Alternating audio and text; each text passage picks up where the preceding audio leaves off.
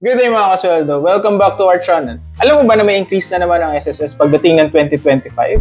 So from existing contribution natin na 4.5% para sa employee at 9.5% para sa employer, ito ay tataas. So, alam mo kung magkano? Tara, pag-usapan natin dito sa video.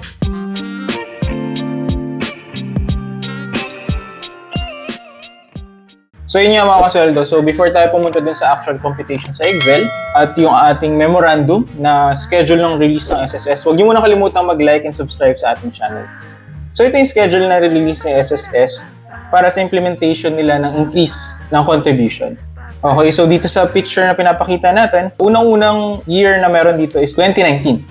So nung taon na to, ayan, kung makikita natin, 12% pa lang dating contribution rate. So, ang hatian niyan, 8% sa employer and then 4% sa employee. So, yung sumunod naman dito sa table is 2021. So, makapansin yun, 2 years yung gap niya. So, from 12%, naging 13% na siya and then yung increase niya is hati.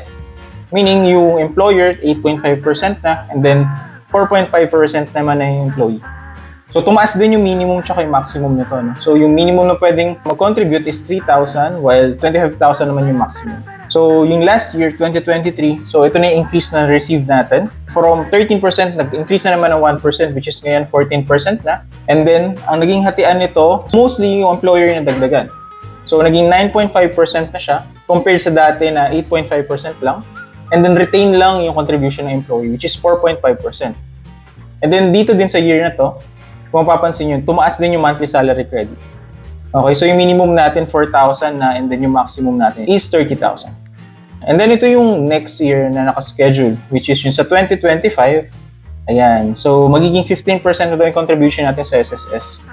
So yung hatian naman nito is 10% sa employer and then 5% sa employee. Okay, so kung mapapansin nyo, si employer lagi siyang doble nung contribution ni employee. Okay, so magbabago rin yung monthly salary credit natin. So from minimum na 5,000, magiging 35,000 na. Tara, punta tayo dun sa Excel. Try natin i-compute or compare yung difference pag naging 15% na yung contribution rate natin. So, ito naman yung computation kapag naging 5% na yung sa employee and then 10% yung sa employer. Sabi dun sa schedule, ang minimum salary credit sa 2025 is magiging 5,000 na. So, di na natin nilagyan ng formula yung salary credit 4,000 tsaka yung 4,500. So, nag-start na tayo sa salary credit 5,000.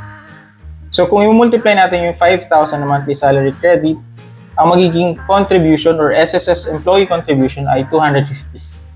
So, pag minultiply naman natin ng 10% yan, magiging 500. So, meaning, pagdating ng 2025, ang minimum contribution na ng employee is 250, while yung minimum contribution naman ng employer for SSS is 500. Okay, so sabi rin sa memorandum, tataas yung monthly salary credit or yung maximum salary credit na pwedeng mag-contribute sa SSS. So, ano ibig sabihin nun? So, nilagay ko dito sa Excel yung additional monthly salary credit.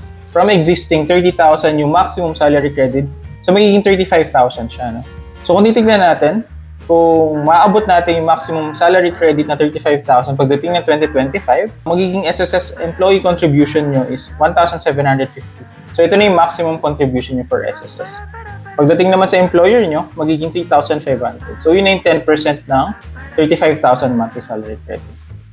So, ano yung magiging difference nito or epekto sa ating mga kasweldo? Okay, gumawa ako ng columns dito na difference or kinompute ko yung magiging increase ng employee contribution or dagdag na contribution ninyo pagdating ng 2025. Okay, so sinimulan ko to sa monthly salary credit na 5,000. So, kung nandito yung monthly salary credit nyo, madadagdagan ng 25 pesos monthly yung SSS contribution nyo. And then, pagdating naman dun sa maximum salary credit natin, which is 30,000, so madadagdagan ng 150 pesos. So, medyo maliit lang naman tong additional na contribution sa sweldo. Pero, yun nga, ang pinaka-effect talaga nito is yung ma-accumulate natin na contribution. Siyempre, pag nag-retire tayo, mas lalaki na yung computation para sa ating pension. Diba? Benefits talaga to para sa atin. Okay, yun na nga mga kasweldo. So, nakita natin dito sa video kung magkano yung magiging difference ng lumang contribution natin versus dun sa magiging bagong contribution. Pero tandaan na, hintayin muna natin yung memorandum ni SSS para ito ay mag-take effect. Okay? So, kung may katanungan pa kayo tungkol sa SSS, mag-comment lang kayo sa baba. Okay? Hanggang sa muli. Paalam!